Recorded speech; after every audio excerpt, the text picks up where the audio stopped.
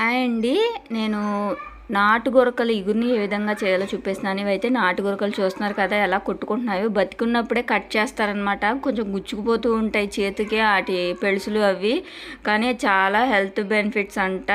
ఇవి బతికున్నప్పుడే కట్ చేస్తే చర్మం ఒలిస్తే అది అలా వంకరగా కూడా ఉండిపోద్ది అనమాట.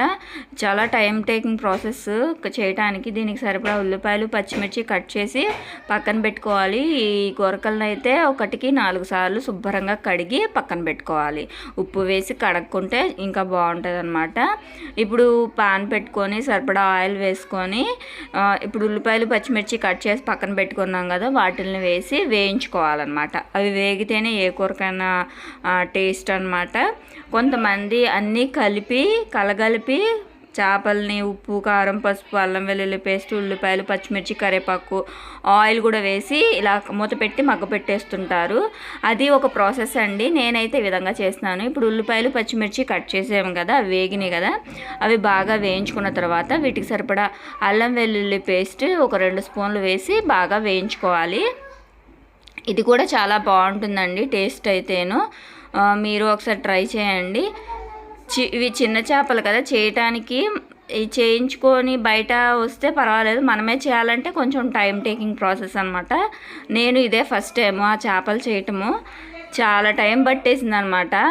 అవి అందుట్లో బతికున్నాయి కదా, ఎగిరిపోతూ అటు ఇటు వెళ్ళిపోతూ భలే సరదాగా కూడా ఉంటుంది, అలానే కొంచెం కష్టంగా కూడా ఉంటుంది. ఏదైనా ఓర్పు ఉంటేనే ఏదైనా చేయగలం అనమాట. ఇందులో చిన్న చిన్న చేపలు కదండి, చాలా టైం పట్టేసింది. ఇప్పుడు వీటిని ఇందులో వేసేసి వీటికి సరిపడా ఉప్పు కారం పసుపు వేసుకోవాలన్నమాట. ఒకసారి కలిపి ఇవి ఒకసారి కలుపుకోవాలి. పెద్దగా కలిపితే ఇరిగిపోతాయి అన్నమాట. ముళ్ళు ఒక్కొక్క ముళ్ళు ఉంటుంది, డిస్టర్బ్ అయిపోద్ది అనమాట చేప. సో ఒకసారి కలుపుకోవాలి. మ్యాక్సిమం చేత్తో దాకని కుదుపుకోవాలన్నమాట. అటు ఇటు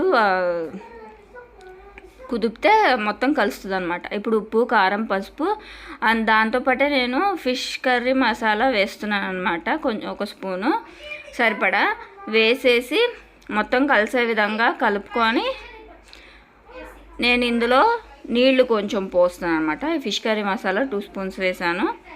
అలానే ఇదంతా కలిసే విధంగా ఈ విధంగా క్లాత్తో అటు ఇటు కుదుపుకుంటే ఇదంతా కలుస్తుంది అనమాట. ఎప్పుడు కూడా చేపలకి ఎప్పుడు గరిట పెట్టేసి కుదిపేయకూడదండి. ఇలాగా క్లాత్తో ఈ దబరాన్ని అటు ఇటు కుదుపుకుంటే మొత్తం కలుస్తుంది అనమాట. ఇప్పుడు సరిపడా ముక్క మునిగే వరకు నీళ్లు పోసుకొని మూత పెట్టి మీడియంలో ఒక 15 మినిట్స్ ఉంచి తర్వాత సిమ్లో ఉంచుకోవాలన్నమాట.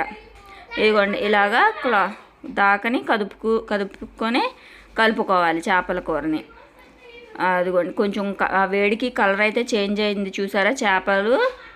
సో ఈ ముక్కలన్నీ ఒక గ్లాస్ నీళ్ళు మటుకే పోసానండి. మళ్ళీ ముక్కలు మునగలేదని చెప్పి ఎక్కువ నీళ్ళు పోస్తే ఇంకా ఎక్కువ అయిపోతాయి. సో ఒక గ్లాస్ నీళ్ళు పోసి మూత పెట్టి ఒక 15 మినిట్స్ కొంచెం మీడియంలో ఉంచి తర్వాత సిమ్లో పెట్టేసేసి ఉంచాలన్నమాట. ఆఖరిలో ఇలా కొత్తిమీర కట్ చేసి వేసుకొని సర్వ్ చేసుకుంటే రెడీ అయిపోతుందండి. మీకు కనుక నచ్చితే ప్లీజ్ లైక్ చేసి ఛానల్ని అయితే సబ్స్క్రైబ్ చేసుకోండి.